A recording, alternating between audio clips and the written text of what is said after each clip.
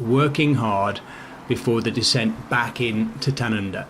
The flag was waved, and the first rider to attack was Martin Urienstad, the Norwegian for Uno X Mobility. Problem is, there was an early intermediate sprint point today, the first one of the race at Lindok, which came after only 10 kilometres. Guillaume Martin, surprisingly to some, attacked and went across to Martin Urienstad, the Groupama FDJ man, getting across and immediately going to the front to work hard with him as well. Others would follow, including Marco Brenner, so two strong climbers in the company of a strong rouleur, Martin Urienstad, and actually the first breakaway of the race was looking really good.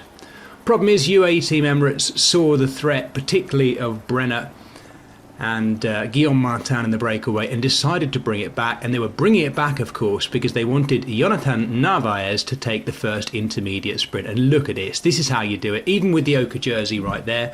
Juan Sebastian Molano leading out Jonathan Narvaez, and the Ecuadorian road race champion getting the first bonus seconds of the race. Now, once that was out of the way in Lindok, Martin Urienstad decided to go at it again, as you were, if you like. Question is, would Guillaume Martin try and come across to him? Well, it wasn't too long before we saw the answer. Yes, he did, only this time he brought support in the shape of his countryman and teammate Enzo Paleni, making 3 up front. It looked, as the day went on, like this was to be the breakaway that would stick, except there was one more rider who desperately tried to get across to them. Matthew Greenwood, the 22-year-old Australian on the Aussie national team, Trinidad, obviously setting about trying to take that King of the Mountains jersey today.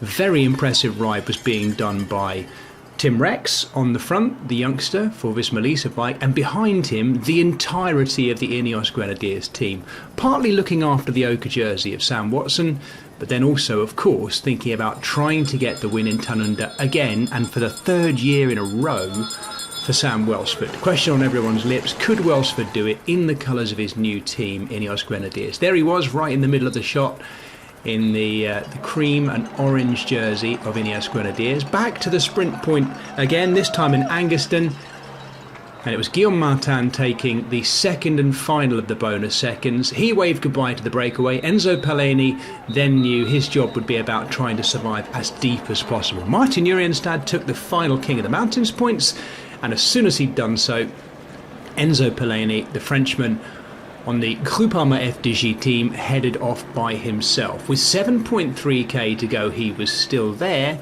but was being caught. And of course, as soon as he was caught, the sprint teams were already in position. They'd been massing and moving up to get themselves positioned well for the final sprint, this being the most likely of all of the sprint stages too. Coming into the finish, it was XDS Astana who were trying to wind things up, but that was just before Tord Gudmestad of Decathlon CMA CGM set off, and he had Tobias Lund Andreasen in perfect position. Lund Andreasen leading all the way to the line, Welsford up the inside, Matthew Brennan on the outside, but they could not close the gap after that brilliant lead out by Gudmestad, and it was Tobias Lund Andreasen, the Dane, taking the win. Biggest win of his career as well. First World Tour win as well.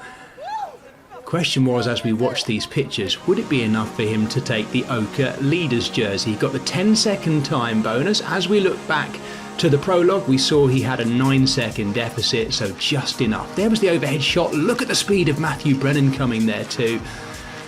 Sam Welsford on the inside up against the barriers with nowhere to go. Well, that was the result as it stood. Luke Lamperti just dipping into the top 10 there at the bottom. Very multinational top 10. And a Dane, Tobias Lund Andreasen, getting the biggest win of his career so far.